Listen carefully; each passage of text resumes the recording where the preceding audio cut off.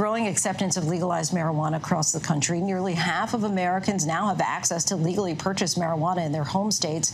And as prominent Democrats are calling for it to be legalized nationwide by next year, some states and communities are hoping that pot, once considered a gateway drug, could now become a gateway for economic and racial justice. Here's ABC's Alex Perche.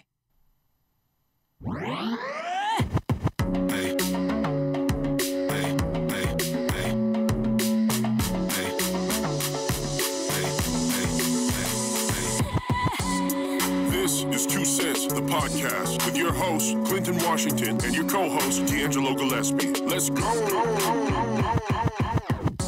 Yo, welcome to another episode of 2 Cents, the podcast. And as usual, I am your favorite uncle here on the microphone.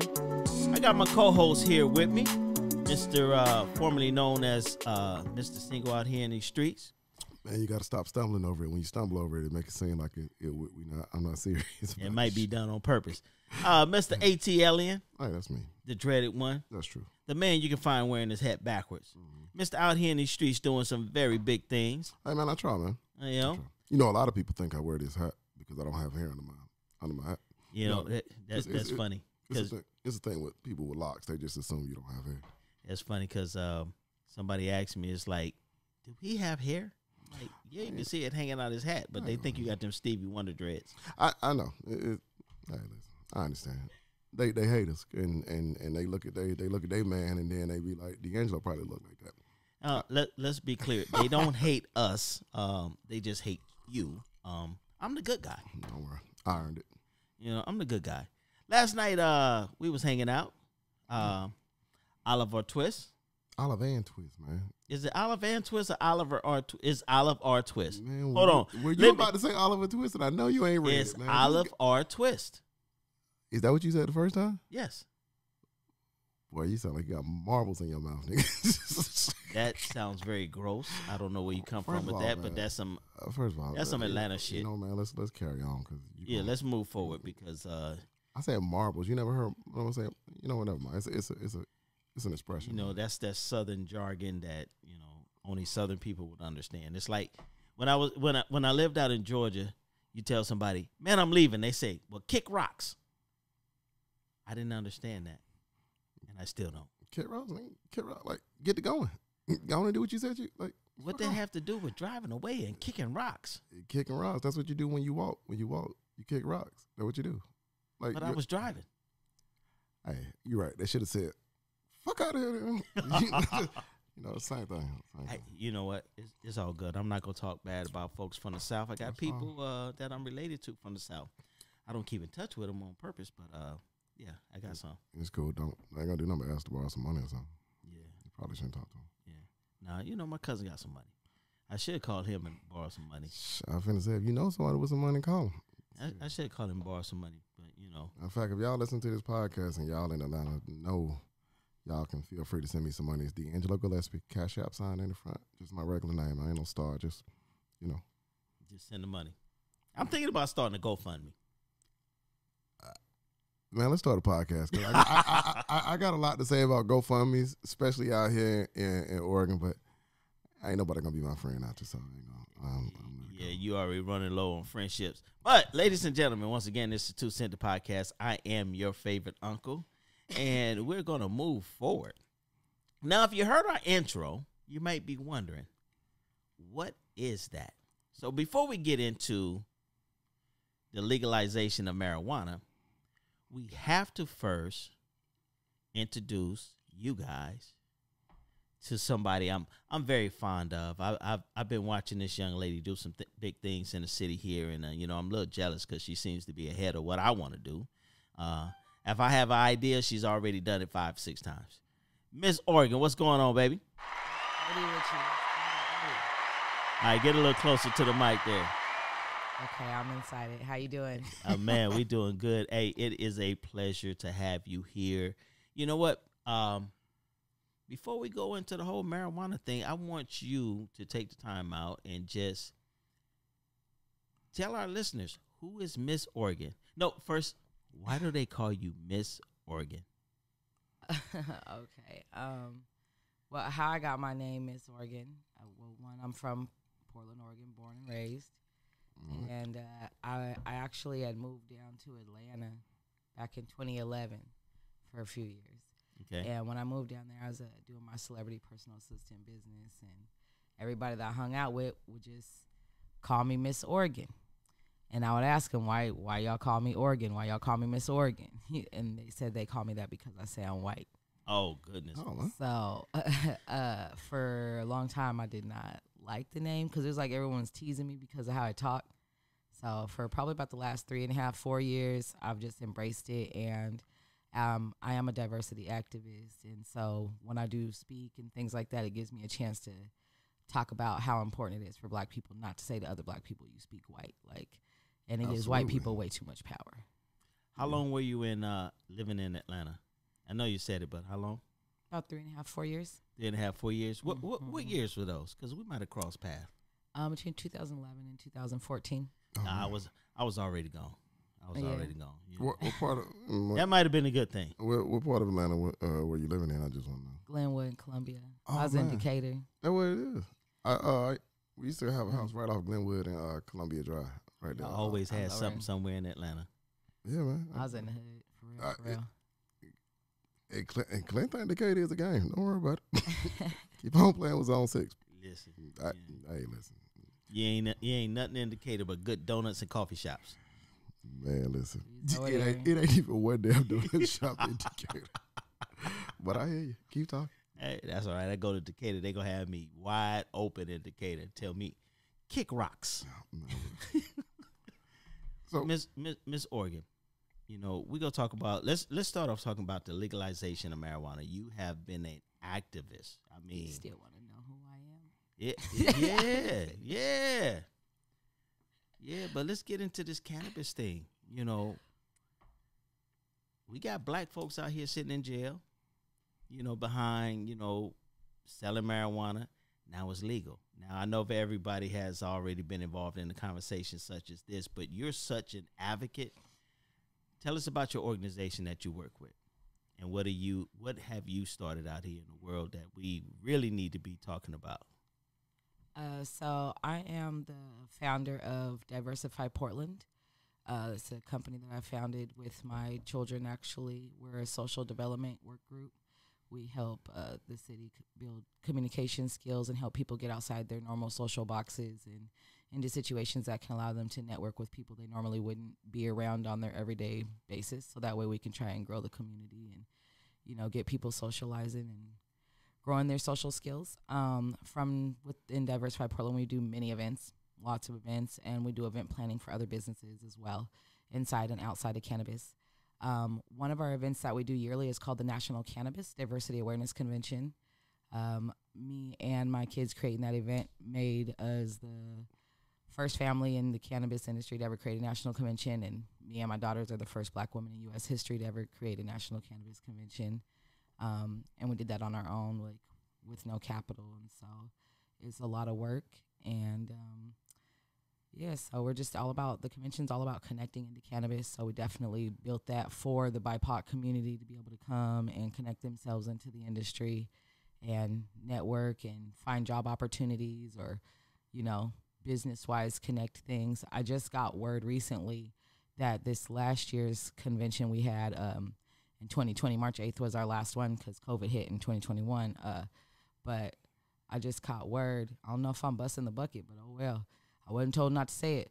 Trap Kitchen and Crop Circle Chocolates. Crop Circle Chocolates is my favorite chocolates, and they just mushed with the Trap Private Reserve, and they're going to be doing a chocolate. So they got a chocolate coming out. Private Reserve got a chocolate coming out. Okay, what's the chocolate? What's this chocolate? I don't know. You're going to have to get on Mikey in Vegas and Cool Nuts and Trap. Ask them, get them on here next and ask them about their journey in the cannabis industry. But, yeah, their teammates, connected with someone at the convention, and they're blossoming, and so I love connecting people, and it's many stories like that have come from that, and many connections and things of that nature that have helped people grow into the industry from coming to my convention. It seems like Atlanta is just dominating things right now. And you speak of Cool Nuts. He's out in Atlanta right now. He's taking his daughter on a college trip. I don't know if I was supposed to say that publicly, but y'all just got everybody business. The host of my national convention is from Atlanta. Big shout out to Fort Knox. That is a hip hop legend when it comes to hosting. And he is the host, the official host every year for the national convention, and he's from Atlanta. I met him when I lived out there. I'm gonna have to talk to Dre in the game and tell them they need to step it up and get confident back on the map. We had Jack Thriller here from Atlanta the last year. Y'all talking so much about Atlanta. I'm just gonna let y'all talk. I don't got nothing to say. It sound like everybody got it right here. No, but Mikey V, that's when it comes to Portland rappers, that's my top 5, probably top 3 right there. And I love the big things that he's doing out here in the city, especially with Trap Kitchen and Cool Nuts. Actually, he is going to be on the podcast next week. We're going to be talking about a very deep subject, not just about his music and music career, but we're going to be talking about a lot of things that's going on in the city that's disturbing and needs to be talked about. But let's get back to you. I've been trying to get with these guys so we could do something, about all the violence. Like, I've been in everybody's ear, man. I need people to holler back at me. Oh, man. We got to get together and do something. You know what? We got the platforms all together. Holler at your Uncle Clint. I know everybody. I swear I want to get in on this, man, but I don't want to take the podcast away from you. Well, you know what? I mean, because man, if we go on that tangent, we'll never get back to CBD. We'll never get back to cannabis. I understand what you're saying because it's really our city and it's really going on right now. So if we really start talking about it, we never gonna get back to cannabis, man. I'm serious because it's a lot to talk about, and it should be enough people out here who know each other and networking to get a hold of this shit. But and until everybody get together on the same page and actually make moves in the same direction and try to stop some, everybody just kind of individually talking about how fucked up it is. That's all I've been we making them phone calls. I reached out. When brother come on your show next week, ask him who called his show. Yeah. All right. So let's jump forward. Let's jump forward since we talked about making phone calls and stuff like that. Tell us about the influence you have in local politics and because, I mean, we're going to come back to the cannabis thing, but you're not just a small fry out here in this game. You're not just an advocate for cannabis. You're also consulting some of our politicians in the city. So, tell us about that. I feel like cannabis is politics. Okay. It is that because it's all the politics in the first place of how is this plant becoming legal and people are moving and making money off it, and we've got people that are still locked up in jail. So, you know what I'm saying? By the first bud sold, it's like, how dare you? You know what I'm saying? Right. Like now we got to really get into the gritty of it, and it goes straight into the judicial system immediately from that first sale. So it's been politics from the beginning. You know what I'm saying? And that's what took so long to get it legalized, because once you say that it's okay to legalize it, like and really unraveling a ball of yarn. And really, the only reason why I think they legalized it because so they could tax the shit. Because what it is you let people make money on it, and the government, shit. If y'all gonna make money, we want to make money on it too. Why not just legalize the shit and then now we can tax it too? But like look at places like Georgia. Georgia ain't gonna let that shit happen, man. You know how many overturned convictions you got to do after you do that? Because we can't say, oh, it's all right now. Well, if it's all right now, and this is like, if it's all right now, we can acknowledge that it is okay. Then what the fuck I'm in jail for? And what about if I done got out of jail? What the hell was I in jail for then? And now you got to start trying to make shit right with people, because now you done took months and years of their life. You know what I'm saying? And now you got to try to make them whole. And reparations part 2. Exactly. And before they do that shit, we're just going to keep it illegal. Think about it. Nah, they're going to go ahead and legalize it, and they're going to let people out of jail. Louisiana's already been ahead of it. We out here fighting on federal levels. But I don't even think it's about letting you out of jail, because I can let you out of jail, but say you done did. They got to make it right. So that's what we have equity acts in place. There's states that are taking the steps to make sure. That's where everybody's hearing that word equity, and you know what I'm saying, and trying to give back in the cannabis industry. I definitely encourage people that's black and Mexican to jump in, whether you smoke weed or not. You think now is still a good time to get in?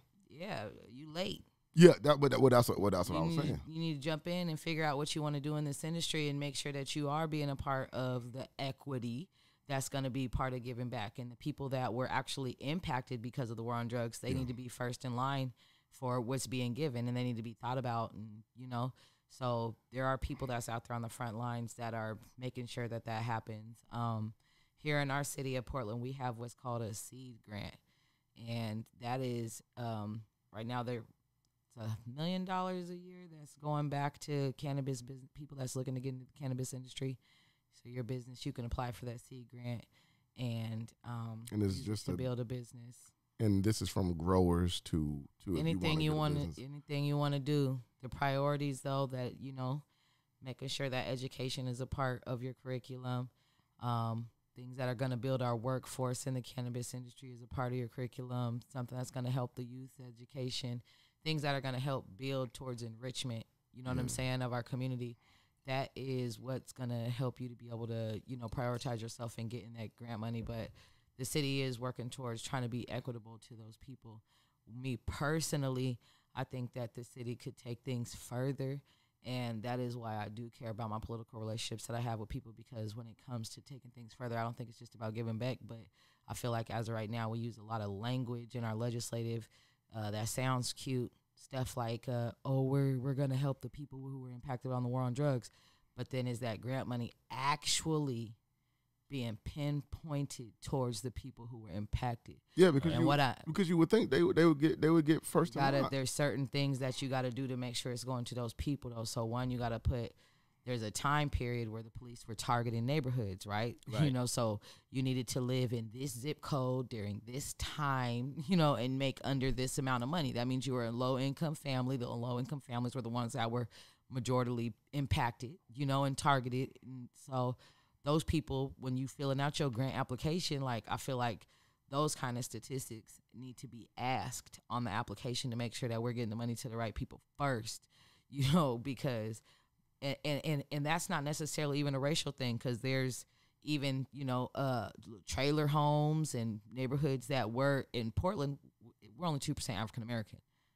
So there definitely was, you know what I'm saying, low income neighborhoods where there was even some white folks, but if you were poor and you lived in this little area, you hanging out, you white, you hanging out with all the brothers and black folks and shit, like, y'all ass is going to jail too, like, right. And people were getting their kids taken, and you know, like, I'm just wondering about giving back to those people. You get caught up for some weed before you get caught up with 2 ounces, you get your kids taken, you get your driver's license taken, you lose your house, everything. Like you said, how are we going to give back to those people who lost that stuff? And now it's okay, and we watching people, you got in trouble for having an ounce of weed in your car, but we watching, you know, Billy Bob go ahead and move 100,000 pounds across, you know what I'm saying, state lines, or growing this to sell it, but we still got people locked up for an eighth of weed in Texas. And I got one more, you know? I got another question. So we talking about it, and you made reference to people in minorities that were in underserved communities. Like, are you saying they should be first in line for this seed money? Because we know that these charges, they stretch to everybody, right? So everybody getting them. But, like, are you saying that it's probably a better chance? Is it just even if we just dumb it down to shit, it's just more patrolling in them kind of neighborhoods, you know what I'm saying, and people going to jail. I guess, what do you think? I guess the real question I want to ask you is, lawmakers, you know, they got to come out and say something. Exactly what do you think should be done in situations like this? Do you give special treatment to these people? And because I feel like, did you give them special treatment when it's time to lock them? Especially targeting them. So you need to especially target them when you got some money to give back. That's exactly what I was going to say. You need to go find them, find the people you locked up, knock on their door. Hey, this happened to you. We want to we here to make it right. Exactly. That's what I was going to say, because, you know, you're right. The cannabis business is booming right now, and everyone's trying to get in. But I feel like you, that's a great way to start the healing process for some of these people, to be like, you know what, we do have grants for this. So the same from the same reason we locked you up, let us help you make you back whole. But then that speaks to shit like, well, but now you got a felony, or do you expunge this shit? Or how does this shit come out in the wash? Because, yeah, we want these people to be the first to get the opportunity, But hell, they gonna say shit like, well, man, you know what I'm saying, you got a felony or you got this. So now they're gonna have to overlook that, and if it's a cannabis related felony, they gotta erase it. So let me ask you this now, okay? If it's a drug related felony, if somebody got caught selling a bunch of crack or something like that during the war on drugs, they should not be penalized for that when it comes to selling cannabis. They should be allowed to sell cannabis legally to this day, because the war on drugs personally targeted black people. And like, they put drugs into these neighborhoods. We have facts that show they planted drugs into the neighborhood. So if you purposely placed people in a situation, you cannot hold that against their head when it comes chances for opportunities that can take them away from the same situation that you placed them into. Man, listen, it sounds good. I'm with you, but shit, by the time, man, you know, it's working. Yeah, when it shake, it's working, and we shaking that shit down. Well, when you think about this, okay, there needs to be something done with, because of the folks that you targeted, threw them in jail, you know, for nothing. Now you're selling a product that you threw them in jail for. But there's also impact to the families and kids who lost their parents because parents was thrown in jail for ridiculous reasons of selling the very thing that's now legal. Mm-hmm. Now, you know, just thinking of a 3-point plan when it comes down to they qualify reparations for, you know, this war on drugs. Right? How do you compensate a child who lost out that whole entire life and opportunity to, you know, be with their parents? Same way you compensate the parent. It's the big green equity button. It's just go on give back. You just make it right. If you lived in, like I said, for me personally, like if I was in charge of helping implement things that put barriers around what the access threshold is to get these grants, I would definitely make sure that it don't even matter if you're in the neighborhood, period, when people were being targeted, police were shooting people, all kind of, like, the war on drugs impacted people's lives, period, if you lived around it. Right. If you're a piece of that, your dad, your mom, you was living in the household, you know what I'm saying, police came in, did drug busts because your daddy was selling weed, you know, or something, like, yeah, you should qualify to be able to get, to be able to be a part and to get a piece of the money. So you let's deserve it. For example, let's say, and you got PTSD, and it's even more PTSD and that's trauma about the brought thing on that to I watch was, people flourish. If you're still in poverty because of what the war on drugs did, and you're still currently in poverty because of what life gave you. And I could use myself as an example. I'm the kid and the product of somebody who my mom sold drugs, went to prison. I went into foster care. We was homeless. I grew up homeless in Portland all through high school. When I went to Jefferson High School, I was homeless, living in motels and shelters, huh? Jefferson is Democrats, right? Yeah, demos. The demos. Yeah. Wait. It's So all listen. though. I met your mom. Phenomenal person. She's the shit. Right? Phenomenal person, right? Jail? How do you throw somebody like that in jail? Over weed. It wasn't weed. She was selling dope. She was selling that real dope. She was a hustler. It's in me. Man, let me. My mama was a hustler. You know what I'm saying? She got things done. She's a shaker. You know, she got a little. And now she moving and shaking for God. Let me tell you something. Listen, hey, let me tell you something, man. I've met that, and I call her a young woman because you know what, when her energy level is through the roof. You know, she's talking to me about, you know, I was talking to her and I'm like, hey, what are those stones? And she was like, I'm not going to tell you what those stones is. You pick out whatever makes you feel good, whatever draws your attention. So she's getting me in touch with my spiritual side. And I'm like, well, you know, my daughter is into this, all of these different crystals and stuff like that. She was like, no, stop talking and let your spirituality direct you to this. And so, you know, I end up with this stone and my daughter was like, oh my God, I like this. And, you know, whatever, but I won't let my daughter play with my stones. Anyway, I mean, your mom is a phenomenal person. Thank you. Yeah, you know, she taught me some things just sitting up, having a very brief conversation with her. But let me ask you this. Let me go a little deep and be a little personal. Mom was out there selling dope. You ended up in this system of, you know, being a foster child. getting out of that, and I'm quite sure it comes with a lot of PTSD. It comes with it comes with so much.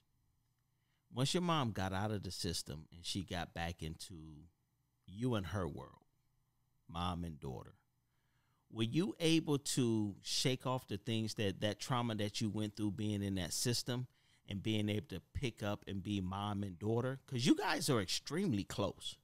Like sisters in a club, like close. You know, sisters going out to the bar together, like close. You know, were you able to pick up those pieces and not be just so overwhelmed by that PTSD that comes from, you know, being in the system? I mean, I feel like as a family, a lot of things happen, and every day we're working on being stronger together. Our family has a lot of family goals, right? You know, together. We all work together. When you come even into the NCDAC, the Cannabis Convention, the first people at my front door is my mom and my daughters, and my brother runs my PA system. Like, we all work together. So, you know, I would say that the trauma of everything that I went through as a kid, I work on every day getting over. That's real. Do you think it gave you that drive though? Because I feel like sometimes, like I feel like sometimes your surroundings and how you grew up, it kind of puts something in you to where I need to do something more than this, because I've seen the other side. So I need to make sure that I'm actively trying to do something. I mean, I know everybody kind of look at the shit different, but it's like I be feeling like, even like right now, I'm a long way from home. So I always feel like I'm on. I should always be trying to get better and trying to move to the next plateau of things, because at the end of the day, like, there's nothing for me here if I'm not moving. I can go back home and do nothing. You see what I'm saying? So I was just wondering, like, because of some of the things that you went through, do you think it kind of gave you that extra little kick in your ass, like, I want to get out here and do this, or do you think you just would have had that anyway, no matter how it shook? I think that being an entrepreneur is something that's in my blood, because it just comes from who my mom is. But as far as like that kick and that drive, I think the things I went through 180%, it comes from that. Growing up here in Portland, homeless, I've had guns to my head. I've been robbed out on these streets. You know what I'm saying? And like, it's made me want to make sure that that's why my kids own the businesses that I have, because teaching them that generational wealth and putting them in a position in the cannabis industry. My son, 10 years old, when I started my business, he was 6.5. He's the youngest black male in the entire United States to own a cannabis business. You know what I'm saying? And placing them in the position to be able to change black history, and placing them next to potentials for money and financial comfortability and things like that. Like, that's exactly why, you know what I'm saying, I'm doing this. My family, like I said, growing up homeless, like, I was born into poverty and on food stamps. I'm 38 years old. I'm still on food stamps. You know what I'm saying? So it's like, people think I'm balling and shit. The city of Portland, they know how I work. They know what I'm doing. And I would hope that they're supporting me to help me be able to fully be all the way self-sufficient. And I don't hide, you know what I'm saying, who I am to people. And I think a lot of people look at my Instagram and they're like, oh, she travels everywhere. She's here. She's, you know, how's she doing? Oh, she balling. Nah, I'm consistent as hell. And I do for people what I say I'm going to do. And so the universe takes care of me. And, you know, that's what happens when you're a good person and you put your mouth where they money is. You know what I'm saying? And put your money where your mouth is, and just be consistent in everything you do. It don't matter what people think about me. I don't stop to discuss what the fuck they saying, because I got a plane to catch. You know what I'm saying? Like, I'm trying to go get as many resources as I can to bring back to our city to share with my friends and businesses and everybody. Like, literally, like, I treat myself as an access point. I definitely call myself a plug. If you're not fucking with me, you fucking up.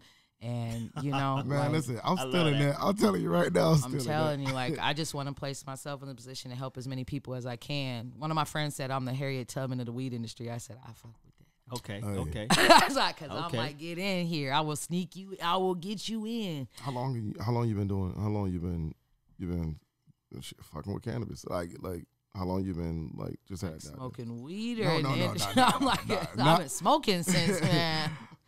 How long ago did you decide that I can do something with this? Like I can use this. I was working for a dispensary and they racist as a motherfucker, and I started realizing that, I want to be in this industry, but white folks ain't letting nobody in. Not just black people, they not letting trans people in. We go to dispensary, you don't see old folks, you don't see no seniors, you know what I'm saying? You don't see no Mexicans, you don't see no trans people, you don't see no handicapped people, you see white folks with beanies on, and that's it. And I was just like, we got to do something about this. And I would get invited to a lot of parties and opportunities to speak, because I guess I sound white or whatever they say. And, I was just like, when I go to these parties, I'm leaving with weed. I'm leaving with all kind of treats and goodies. And you know what I'm saying? And I'm like, I was the only black person at that party. Yeah. Like, what the fuck? Like, what? Like, it wasn't nobody at that party. All them kinds of people and different communities of people I just named, none of them people was at them parties either. It's me and white folks, So I was just like, I'm going to start throwing my own parties. Exactly. So you felt like you had tapped into something. Yeah, I was just like, I'm going to start throwing my own parties. And I started doing that, and I blew up the party to the convention. And then I was just like, I'm going to start doing classes and teaching people how to communicate with each other. Black folks, how to be able to mingle and talk with white folks how to talk with black folks. You know what I'm saying? Like, I was just like, I'm just going to go ahead and start changing shit, because I could tell the city of Portland don't know what to do. And they keep putting the responsibilities of creating change into people's hands who ain't got the balls to make the changes that we need to grow our city. So I was just like, I'm just going to do this shit myself. So you saw a lane and got in it. Yeah. Yeah. And So that was that. Marijuana was legalized in Oregon. What year was that? The 2015? Yeah, 15. Yeah. 2015. I voted against it. Stop. I voted against it. I'm egging your car. I know you got to take my card, but listen, I voted against it because I felt we didn't need any more vices in our society. It's not a vice. That's what you was taught from media. Exactly. You was raised to think toilet paper was a vice. You was gonna stop wiping your ass. Good point. I ain't gonna stop that. They got the wet wipes now. Whatever they teach us is a vice or taboo is what we believe. And for me back then, it ain't a vice. Now it's making the money. Now Right. It's essential. But you know what? Back then, I was very argumentative about we don't need another vice in society. We already got, alcohol and blah, blah, blah. This, DUIs and, whatever. I had all of these excuses in my head. And I felt like I had a valid point until I talked to a cop. I talked to a cop and I asked him, can you believe that they're trying to legalize marijuana? You know what the cop told me? He said, number one, I don't want to ruin someone's life for the next 7 years over a joint. He said, can you imagine your life being ruined over the next 7 years over a joint? And that kind of, sat a certain way with me. And then he said, and then I got to spend a quarter of my shift writing a report about this joint and then going to court to talk about this joint. He said, that's a waste of your tax money.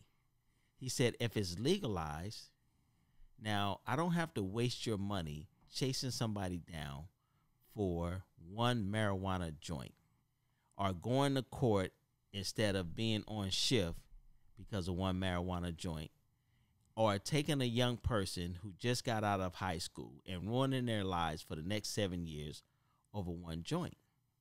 Shit, you shouldn't. Hell, I say they legalize all the shit. And I say they legalize all of it. That way, that's what. Do you know what happens when you legalize drugs? You remove the criminal element to it. Because if I could get it at the fucking store, I'm not finna meet you at fucking 2 a.m. for it. I'm not. Right. Why? If I can fucking go up to the store, why I'm finna meet you behind this shit for this goddamn key for what? I just go pick it up. Oregon just decriminalized. Yeah, it's exactly. And I think every Wait a minute, state what did Oregon decriminalize? Hard drugs. Okay. Yeah. There's a certain amount of cocaine you can have. Well, they want you to have. They It's want you. just- They want you to have it for personal use. But my thing is, But what's the amount?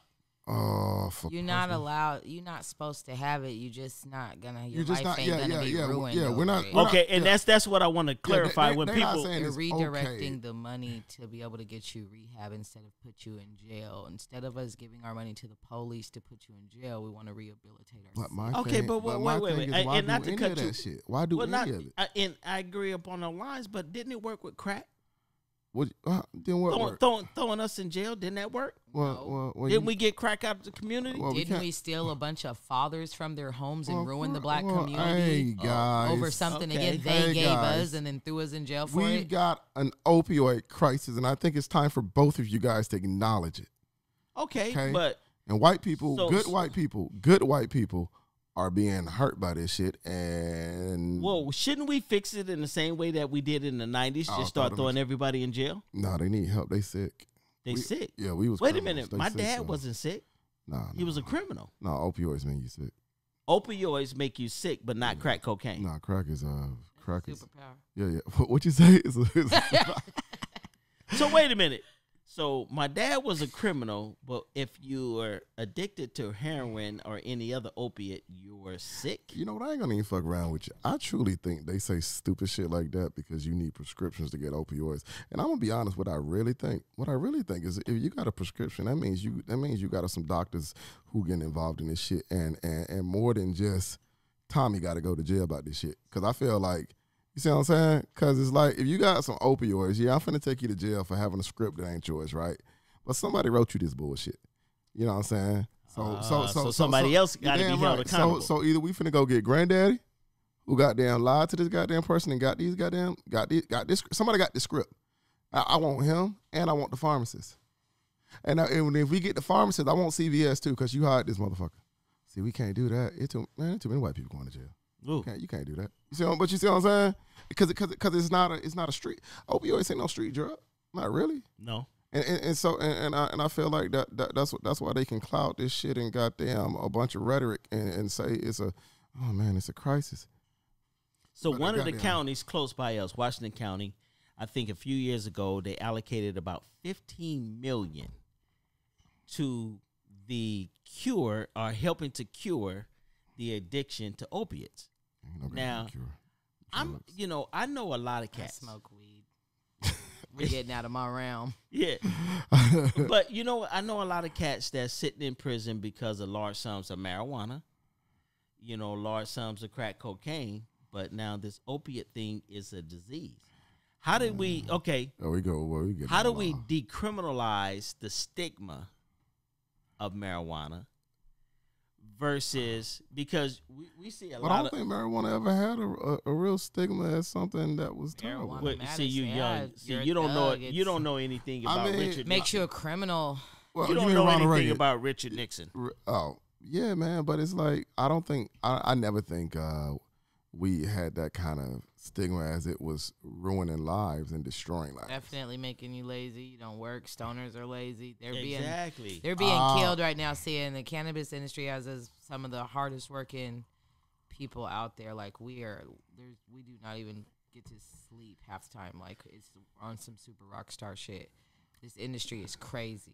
So would it reign true then that if you give a person opportunity, that they will work hard? Then is Depends that on proof the of this? personality. Oh, shit.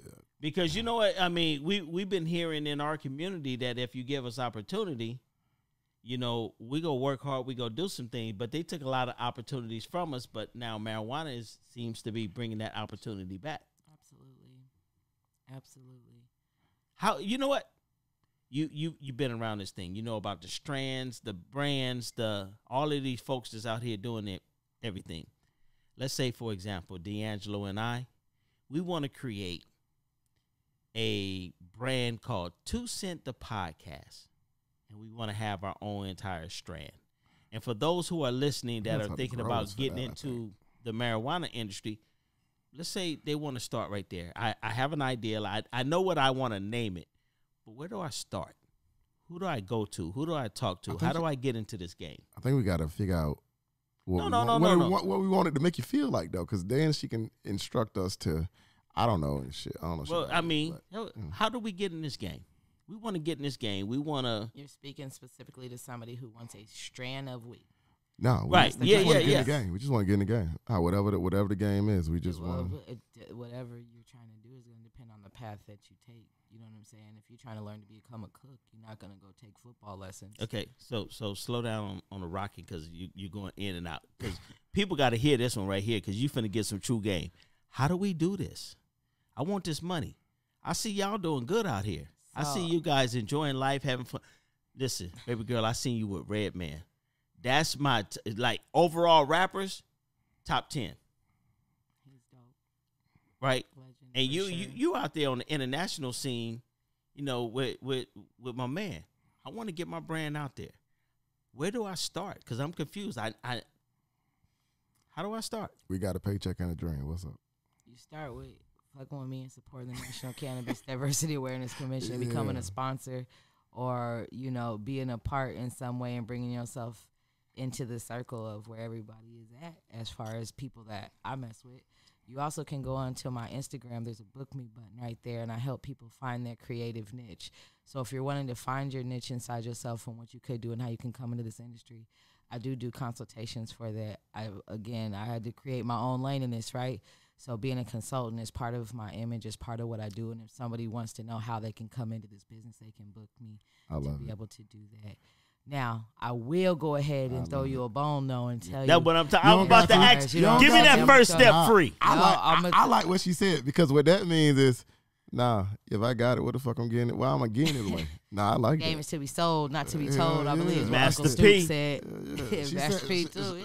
She said, I'm a consultant. You can come talk to me about it. No, but so say you were trying to get a strain, you know what I'm saying, of your own out there, you are definitely going to have to either acquire the license, and that's going to allow you to produce cannabis to be able to do so. Another option is to be able to white label. So finding a brand that will allow you to white label and use their strain and put your name on it. What do you mean by white label? There's somebody already growing it. Somebody is they already growing it, and the white label, you can put your name on that label. We're going to Milli Vanilli it. Absolutely. We're going to put we're going to put our name on it. And if somebody's looking to do a CBD strain and is looking to white label CBD, I can help with that as well, as I can link people with potentials to white label and with THC companies and get your brand onto shelves. But again, you do have to go through the proper channels and book me. Don't just inbox me and say, can you hook me up? I got to go ahead. So while you've been in this, so you've been, I guess right now you in your network of people, you are dealing with growers as well as people in the like storefronts, like all of it. Okay, yeah, all right, yeah. That's pretty much what I wanted to know, is just as far as like, boy, Clint gonna tear the goddamn whole thing up. All right, fine. Now I can get to my shit. What I want to ask you anyway. So listen. Now, what's the name of the foundation again? I want to make sure I'm saying it right. We call it the NCDAC for short, and same on Instagram too. It's just NCDAC. It's the National Cannabis Diversity Awareness Convention. Long ass name. Okay, so is this a yearly thing that you guys try to do? Okay, so and at this convention, I know you're bringing about awareness, but it seems like it's a lot. It's a lot of moving parts, right? So we've already talked about as far as the, people being in jail about it, about these charges. Let's move away from that and just talk about the other parts of this. Are we marketing here? Are we networking here? Do you have new business owners here? Like, as far as the convention, it sounds like there's a lot of different things you can be there for. I guess what's your main thing that you behind? I mean, I still want to know everything that's going on here, but just as far as Miss Oregon, what's your main focus when you look forward to the convention every year? What are you, when you set your goals on what you want to do this year? Connecting people and changing lives, bringing people into the opportunities that can be able to place them where they want to be on their path in the cannabis industry. So you finding out pretty much what they want and then helping facilitate. I love being a plug. Plugging in with my community, plugging into what people need, and getting them in the direction wherever they are trying to go, and at least creating that atmosphere at the convention. I can't necessarily talk to, you know what I'm saying, 600 people in a room, right? But what I can do is make sure that there's enough people in the room that can be able to help get the education to all those people, and just making sure that I have the right professional voices and other professionals who are also like me, that are looking to plug into people and give back and connect people into the industry and teach people about the plant and the business, you know, and bring opportunities to the convention for people. Like, we did a job fair at the last one. You know, we had Green Force was there and held a job fair. So if you're looking for a job, you could have came there and connected and got a job. I don't want to. We had people, we had people that were going to be on your voters panels that were there as speakers, so you could come hear on their side of their political views on cannabis. So before you make that vote, you can see who are these people being placed in these positions. You know what I'm saying? We do educational panels during the day, all the way to music and comedy. You know what I'm saying? So at the end of the day, we had musicians and comedians perform. So that way, after learning all day and connecting as a community, we could just relax and enjoy. And, you know what I'm saying? Go get something to eat. You know, we've had Gourmet Brothers there, and, you know, go get something to eat. We even had B Fade in there cutting hair. If y'all know B Fade, the barber that's out here, you know, you could get a lineup while you watch a concert. You know what I'm saying? Flip Mode Squad be coming out. Rampage is there every year, you know, and like the love is real. You know what I'm saying there, and it's just as grassroots as it can get. Like, I'm definitely like from this city for real. Me and my kids are, and we are doing all we can to bring opportunities to our community. And, like, that's what it's about. So all the extra, you know, our Portland is what Portland is when it comes to people having personal opinions. But honestly, like, if people want to, when it comes to being professional and placing yourself in the right opportunities, you ain't going to be worried about personal shit and who's your best friend. You're going to place yourself around the opportunities that's going to change your life. So that's why I say, if you ain't fucking with me, you fucking up. Just quit making it, you know, personal and line yourself up. Whatever you need, I'm here to give it to people. No matter what I personally think about them, I'm here to help everybody. What month is this normal? I mean, I know we're in a pandemic, of course, so I think you said the last time. We just moved it to August, so it was March 8th was the date, and we just moved it to August. We applied for our first grant, to be honest, and we're keeping our fingers crossed that we'll get it. Okay. And so we did have to change the date in order to make the convention available to receive them funds. I am tired. So I guess if you receive the funds and then you'll I don't have to hustle. It's hard, as hard. I'm still going to have to hustle because I'm, you know, me. It's in your bone. But I don't have to, you know, do all the crazy things that I've been doing in order to make a convention happen by myself. But wait a minute. Listen. Let me put my haters hat on. Man, y'all just a bunch of Oregon hippies that just likes to get high. Is that the excuse? I mean, listen, you're going to have your naysayers in the background. And you're going to have the people who are advocates against the push forward of what you're trying to do, right? And I'm not talking about your organization. I'm talking about you, right? I'll say we don't even smoke weed at the convention. It's not a consumption event. Not even at the convention. But what I'm saying is, you as an individual person, you're a mother, you're a daughter, you're an advocate for the cannabis industry. How do you block out all of this fog when it comes to the naysayers about, you know, the just indulging in marijuana? I don't have any naysayers. Gotta be one. When you manifest in your life and you placing yourself in good positions, the shit that's not supposed to be around you don't come around you. All right, man. Shit. Man, you just a bad motherfucker. Yeah, I must not be doing this shit right. 'Cause whatever you think is going to happen is going to happen. So if I walk into a room and I'm like, oh, man, you know, I might mess up. I might choke on stage, or I know somebody's going to be in the audience and ask me something that I don't know, or I'm going to go on 2 Cent and they about to ask me something that's going to, oh, man, like, then that's going to happen. But if, you know, you're smooth with your thoughts, your vision is clear, you know, you're not clouded, and you're moving forward constantly, and you're consistent in how you speak, what you're talking about, who you know, talk with, and what you're doing, then you're going to, I don't know, I just feel like consistency is key. It's going to be the same thing no matter where I go, which is the people that's around me and the stuff that's going to be said by me. I love your attitude, man. I ain't even fucking around with you. I love your attitude. I'm loving your answers. Like, you know, seriously, I know people just be, yeah, really, fuck all that. Like, I do. You seem to be clear about where you want this to go, and it means something to you. it's something about being invested in something. You know what I'm saying? When you got a personal investment in something, people like when you tell people about it, you can hear the passion in their voice and how you sound very relentless. You know what I'm saying? You sound very, very into what you're doing and know how to get it done, man. I commend you, man. I've never heard of it. I don't smoke, but shit, when it happened, I'll be there because I want to be a part of this. Because I've never thought about getting into the cannabis industry, but now that I'm listening to you, like even if it's not something that I would probably recreationally take part in, I understand the business sense of it, and this shit has affected our communities more than anybody. Shit, we should be, like you said, we should be even if we don't have the money to jump in and shit, we should at least be there getting the education. Totally, you can be a vegan and own a butcher shop. Yeah. Oh, God damn. That's real. I'm just saying, you gotta, you've done this get before. the money. Yeah. Go get the money.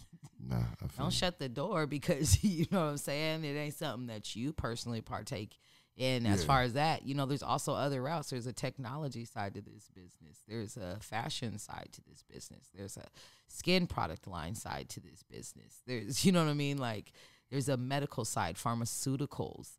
I mean, once that happens and we start having the cannabis pills and things like that to help with anxieties and psilocybin's now coming into play, like things are going to take off. So you don't have to be a recreational consumer for cannabis to try and be able to figure out a business opportunity for yourself or for your family or for your kids. Like I encourage my kids to sell weed. I would like to start them each their own CBD store. I'm like, please.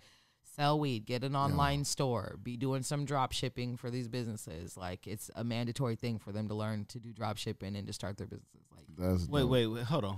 Stop it. Wait. How old are these kids? My son is 10. I have a 16-year-old daughter and a 19-year-old daughter.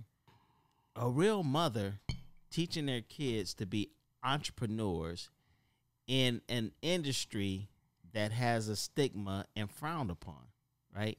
And your kids are 10, 16, and 19. Mm-hmm.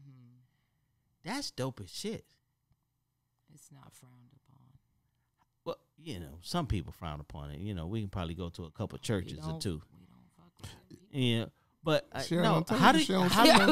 don't even see them people. Everybody that's in my circle or that's pulling me into their life, I mean, even you guys is not people who are obviously frowning up on something. So I get blessings and opportunities because of it. And it's been able to bless and bring opportunities to their life and place them in positions where you 8 years old in magazines and stuff like that. You know what I'm saying? Like, how do you get to be so dope?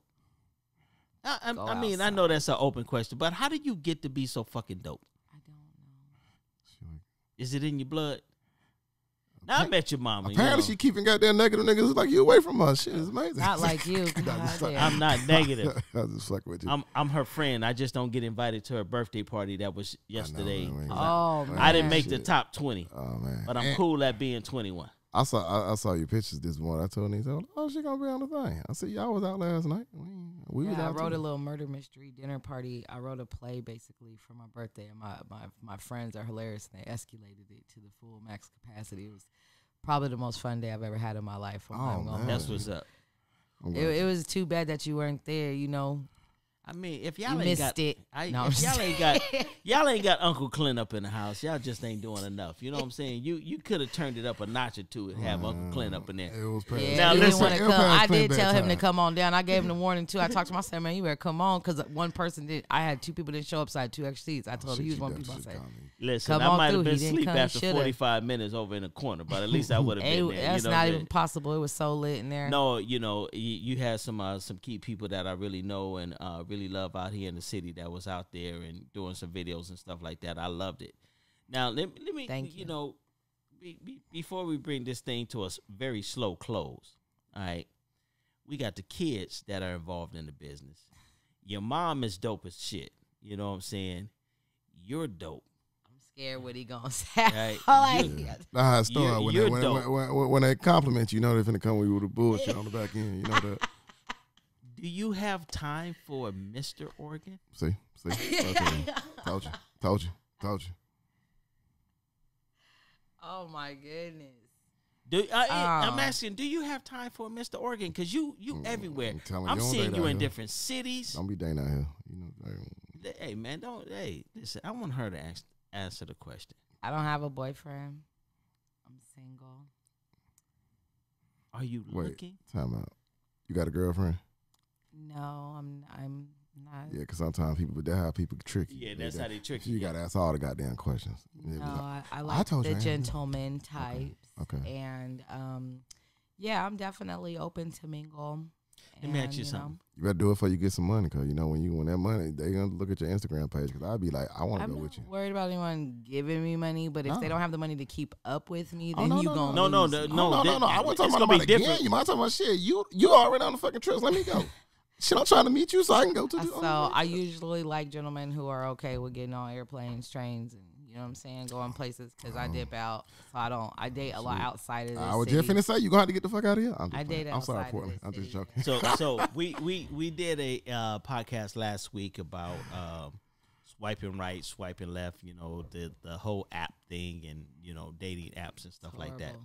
Oh, she said it's horrible. That's what I was about to ask you. I screenshotted my I had got a dating app, and it was so hilarious. I actually took a screenshot. I'll show you guys after the podcast. It is the funniest thing ever. Like our choices are horrible, man. It made me want to throw the whole phone away. Really? Oh man.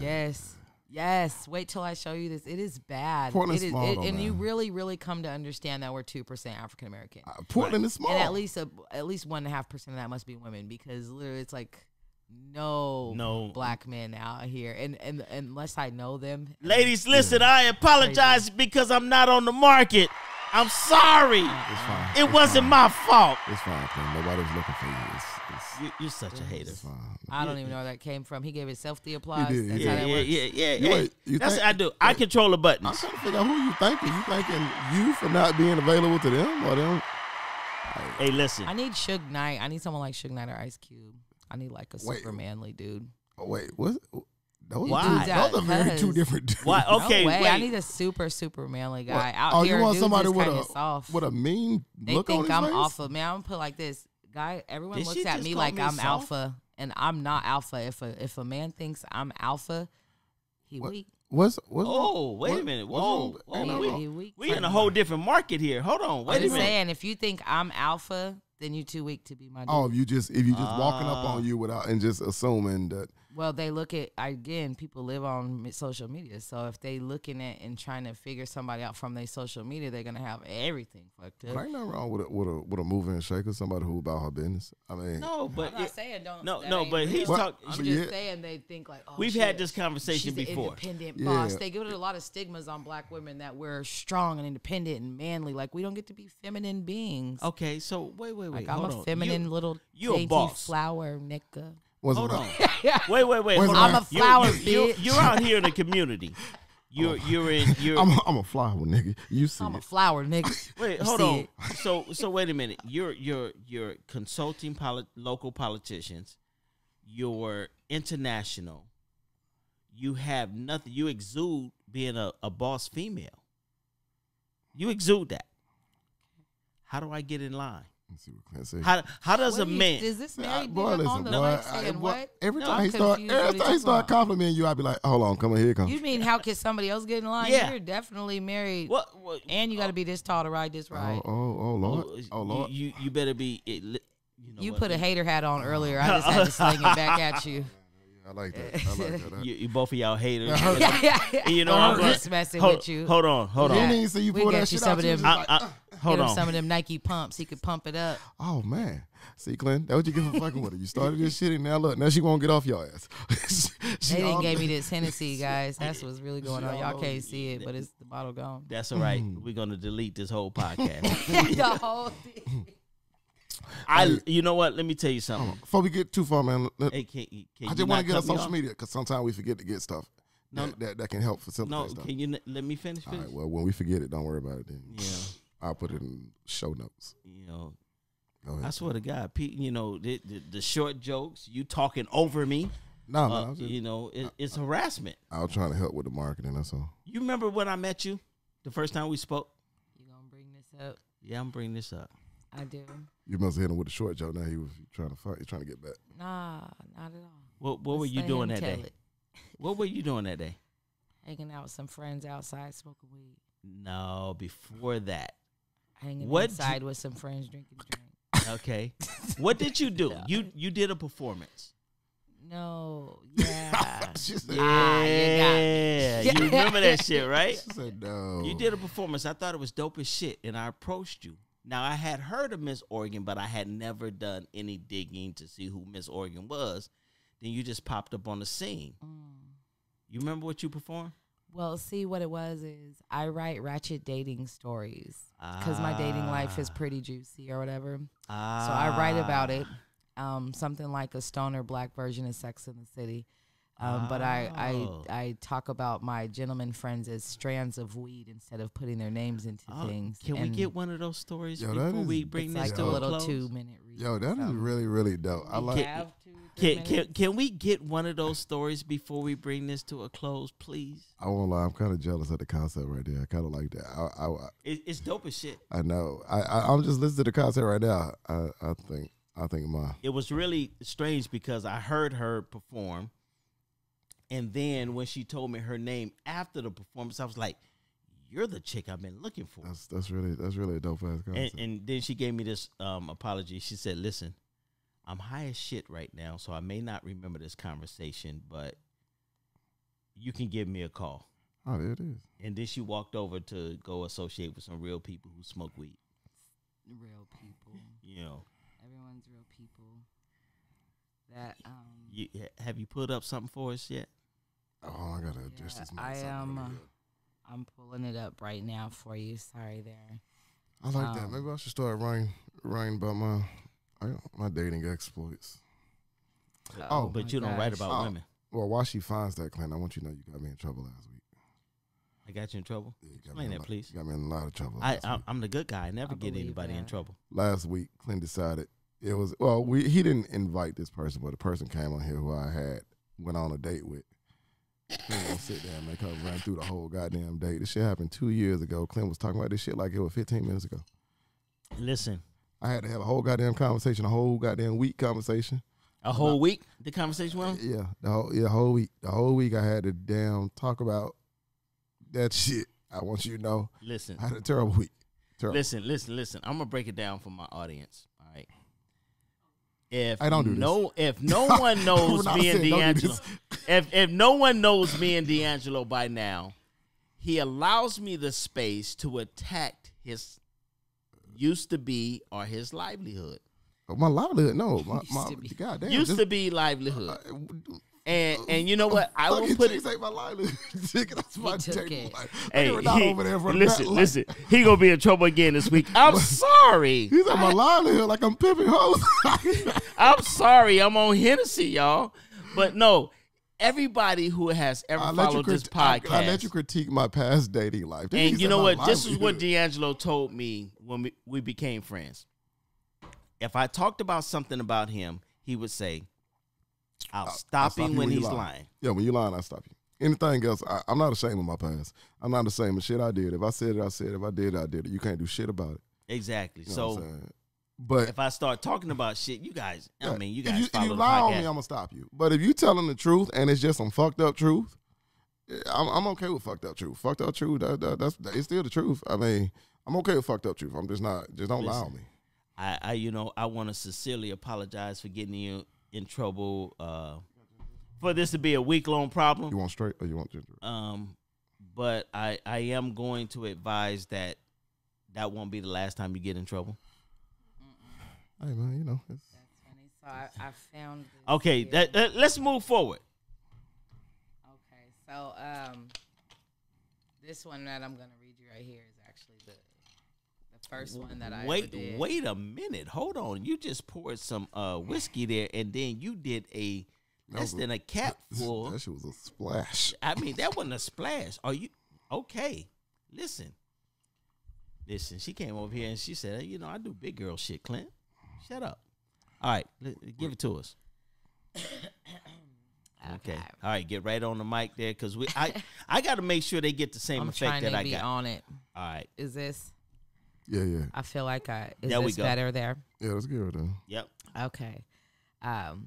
So it's called It Ain't Mine, but It Hits Good. And it's not a poem. This is just a short read. Okay. A little story, okay? All right. Everyone has had that one spliff that just keeps going out. No matter how many times you light it, you look at your perfectly rolled blunt and you question your skills like, did I roll it too tight? Or maybe the weed was still wet. Wait, nah. It was the paper. That's right. The Rella was defective. And it's no way that it could have been you. Because with all the effort and right ingredients, that shit should be hitting like a pro. I swear that's how dating feels. Things seem great, then they just go out, and you keep trying, but the shit ain't right. Like, it's not always about the looks. It could be beautifully rolled. You could even make sure you have the best intentions stuffed inside. For the most part, it hits and shit tastes good, but you got to keep lighting it or stopping it from running. Why? Why can't shit just catch on its own? Why do we put so much effort on some shit that ain't going to stay lit long enough to get you high or do shit for you? No one likes wasting their weed or their heart, but we've all done it. For 5 months, I was smoking someone else's weed, or should I say dating someone else's man, and didn't even know it. It tasted so good, and everything except one key element seemed perfect. He'd leave in the middle of the night. We could spend the entire day together, but once 4 a.m. hit, that blunt was gone. I was in no rush to play house, and so him leaving never bothered me and was secretly preferred.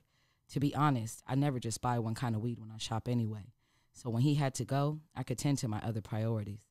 Them good morning texts come in strong after 7 a.m., and if you're in my bed, you're going to hear every damn ding. And I mean, I'm not a player, I just crush a lot. And my life brings on a lot of prospects. But all that gets ignored when you think you got that right match, even with them big-ass red flags. Literally a red flag could fall on my head, and I'd ignore it because he fucks me good, buys me jewelry, and doesn't call too much, feeds me tacos upon request. I mean, they all look like little white flags when you're Twitter-pated, and each kiss is the equivalent of your first hit of weed. You know the way the smoke feels on your tongue and your head starts feeling clouded. There are no real thoughts coming in, just stares and giggles. We'd lay and play with each other's fingertips and talk about running away together. I was so high off this perfectly rolled blunt that I didn't even realize it was some Reggie, and I never questioned where it came from, when in all realness, I should have pulled up the Leafly info on this motherfucker. I mean, I had other weed I could have rolled up, but I thought I had found a strain that I liked, and I swear I was going to try and grow that shit at home myself. Recently, it's come to my realization that no matter how I try to roll this weed, it's going to run. The Rello is irrelevant. There's no backwoods, Swisher, or Dutch that could keep this shit running smoothly. Some strains are just not good in blunts, and you're better off trying something else. That's some dope shit. Oh, man, let me tell you. Ladies and gentlemen, you're welcome. Let me You're tell welcome. You're welcome.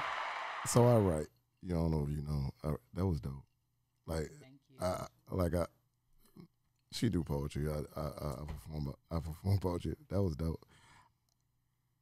I want to say something. I want to tell you about an idea that I have, but I'm not gonna do it on this podcast because Oh, you don't want me to clown? Well, Because no. anytime somebody come in the room and steal your shine when it comes to poetry. No, Clint told me to stop saying ideas in public and then wondering when you see it again. So I'll tell you my idea after the podcast. But I'll tell you my idea after the podcast. I look forward to Yeah. How do you keep all this dopeness? Man, why don't you stop? Clint, he landing all kind of thick now. Ain't Hey, listen, I'm no. single. Hey, how you keep single. all this dopeness? Staying single. No, get on the mic. Staying single. Okay. That's not what you Keeping want. my head focused That's on not what's what you gonna want. better Staying single? You myself. want to stay single? That's not what you want. Yeah, I don't want to fall in love. I got fat last time I did it. Oh, man, goodness that's gracious. how it goes when you don't stand at home eating and fucking. Ah. food. Yeah. Oh, Lord Good. Jesus. Y'all bad folks. I mean, it's ladies pandemic, and Trying to gentlemen. meet somebody at the gym. Hey, you better find somebody right now, man. It's the pandemic, man. You can't even go nowhere. You might as well. You know though. I'm outside. I let me stop talking. I just got out of trouble. I was finna. Okay, you go get in more trouble. Nah, I was wondering nah, Clint. nah, Clint, I- I didn't know Clint was married. I wondered why he stayed away from the hot box. Explains a lot. Well, what's Hey. a hot box? Hold on. What's a hot box? Hey, I want to listen. wait. I want to go to hot box. Can I describe the hot box? What's a hot box? Hold on. It's a flyer you will see that will disappear. Wait, the flyer. Wait. It's a flyer you will see, and then it will disappear. The hot box is, listen, disclaimer, I've never gone. Can we go? I don't want. Wait, don't talk about too much if we can't go. We can go. We can go. It's working. But we gonna have that week of getting in trouble. Let me. So I can do that. I feel like I can do that. That's fine. I can do that. I just want to see it. It's on my Instagram in my bio. How much of a problem is it? I mean, you know. Hot box could be a problem. Wait. Hold on. A problem. The hot box can be a problem. I just want you. Let's talk about that boat and beach trip. I mean, I want you relax, dog. We be talking about cannabis anyway. No. This is cannabis related. The island party. The island fucking party. Oh, well. That was dope. How do you do that? I don't know. I just asked my friends. They had some boats, and I was like, we should throw a party on an island and take people and drop them off with some strippers. And listen. And they was like, let's do it. And I was like, let's do it. Listen. Drop me off with some strippers. And my mom was like, I want to go. And I was like, damn. Listen. I don't know if I can be. I don't know who the person that was doing a video, but it was like I hired them because they showed 99.9% of all of the women. Why don't you relax, Clint? No, I'm not gonna relax. No, I think Hey, you know what? I'll get in trouble for a week. I just want to go. I want to be a part of this, and I feel like I think we should just go as the media. We're just there to do interviews. That's it. I think we can. I think we can sell that. I'm gonna wear my flip flops and my shorts. Just as long as you don't wear the long white socks, I think we'd be good. Because if I put on some long white socks, not with flip flops, you have the Ninja Turtle. Listen. Let me tell you something. If I put on shorts, I'm wearing a smile in my Savage Vintage drawers. If I put on shorts and my Nike flip flops and I got on some long white socks like Cube did at the day after his brother got killed, I fuck with Cube and everything he does. If that's what you got on, ain't shit gonna happen. But you. Hey, listen. Let me tell you something. Just be glad you don't have a sister. Hey, I'm talking about him. Clint, I knock your whole. I knock all the goddamn podcast shit on. He playing socks and sisters. That's hilarious. Mm-hmm. That's that. Hey.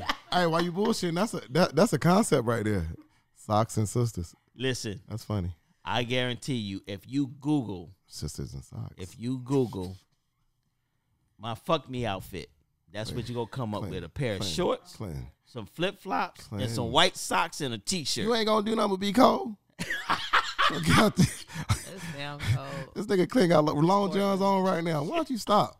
God, Clint, you old. Stop. Hey, I don't have my long johns on tonight. That was last night. That was last night. You ain't gonna get no love. You come to Hot Box wearing that either. Listen, don't wear that. Hey, I'd look like J.J. Evans except for mine was blue. But you don't smoke weed, so Hot Box is a cannabis.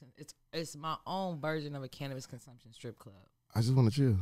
Wait, do we still pay the strippers? I mean, is it regular strip club shit? Yes. Well, I mean, pay these lovely ladies? No, I'm just saying. Then I know what to do. Listen, you bring your money and your weed.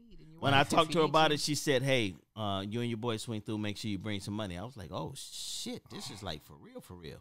Make sure you bring some money. She said, "Make sure you bring some money." I was like, "This for real."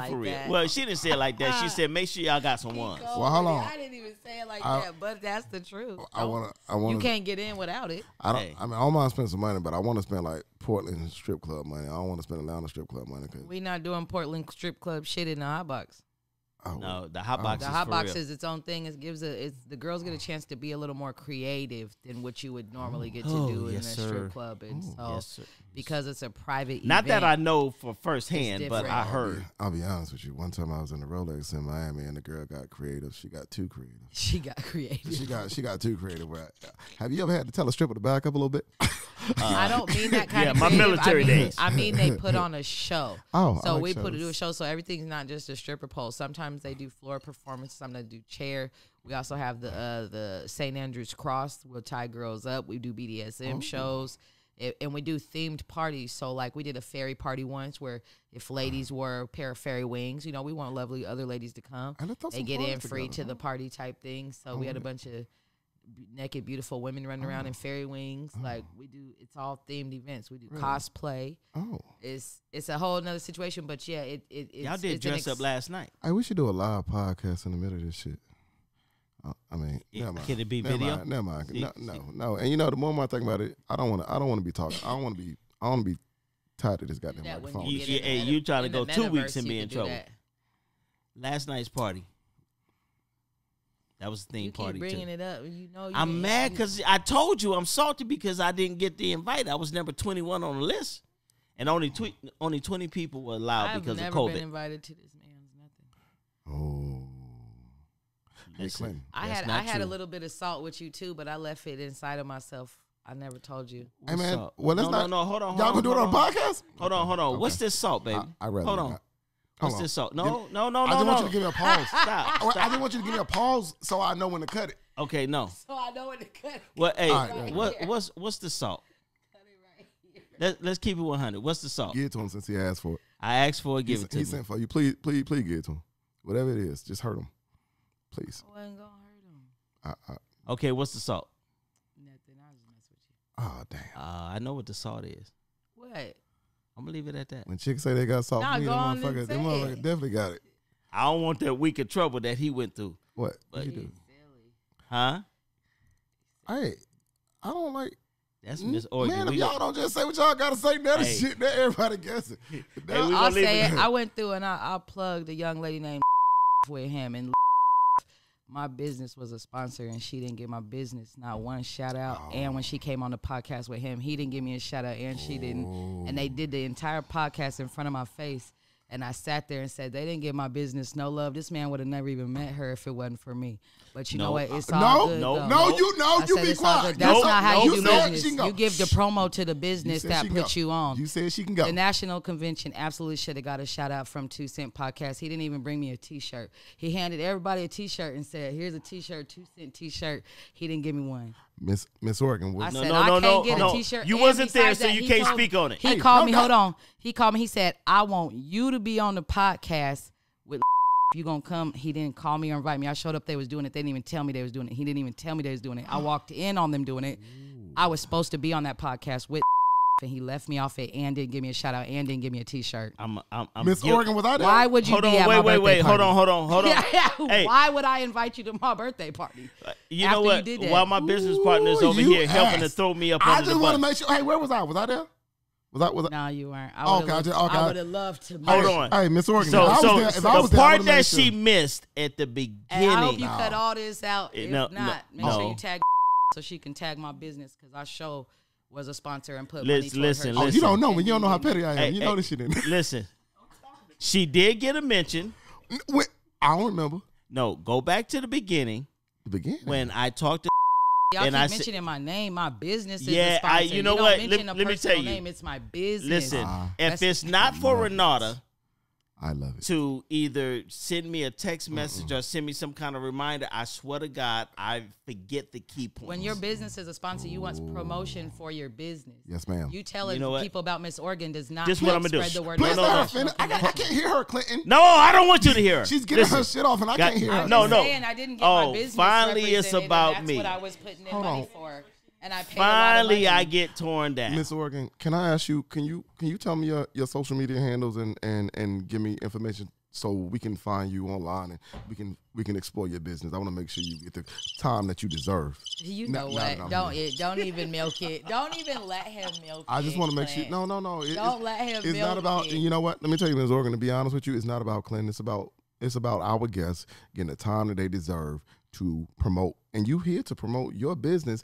I have no idea, and I have no apologies. I mean, I have no explanation for why my partner would do that. Besides that, he's old and he's suffering. He's but old. It's I know, and that's and we and gonna he only got 2 cents. and we gonna charge it to his to his head and not his heart. But Miss Oregon, can you please? I love you, Clint. Can you please tell us accept tell us all all of your this. handles, tell us your websites, tell us everything that where we can find you. Absolutely. First of all, I want to say thank you guys for having me on here. I was excited to come be on here for sure and hang out with you guys. I really, really do fuck with you.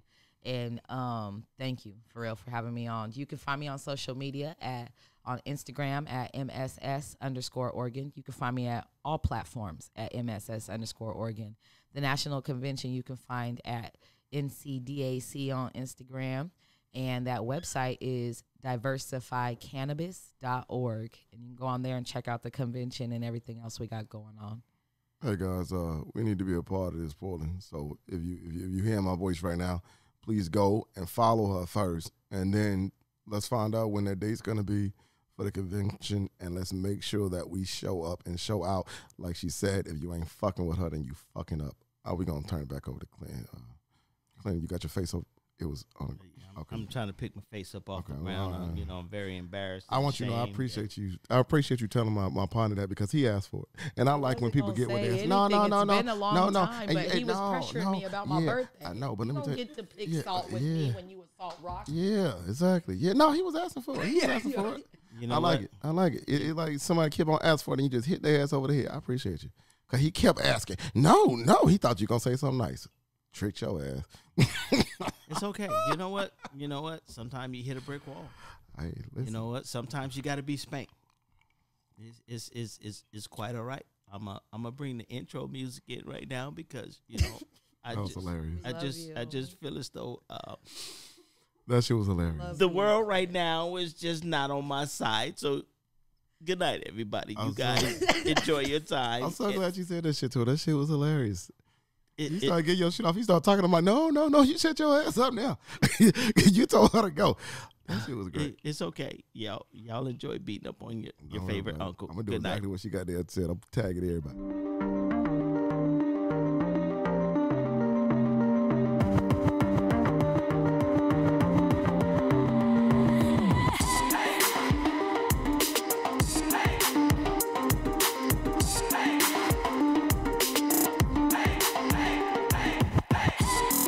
This has been 2 Cents, the podcast, hosted by Clinton Washington, with co-host DeAngelo Gillespie, brought to you by Underway Entertainment and Pound the Pavement Productions. Thanks for listening.